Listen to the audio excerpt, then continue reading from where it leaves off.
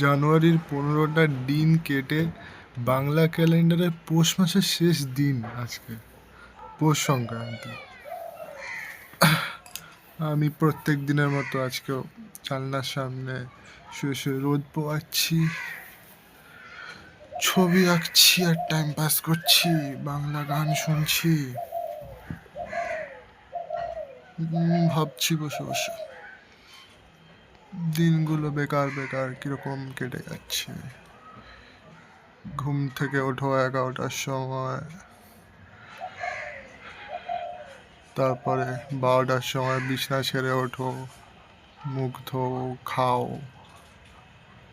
আবার দুপুরে স্ক্রল করো, জিম যাও,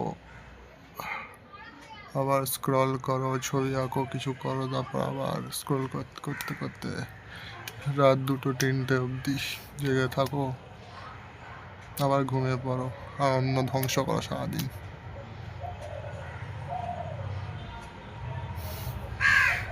আর কি কাজ ভাই, লিটারালি কোনো কাজ নেই।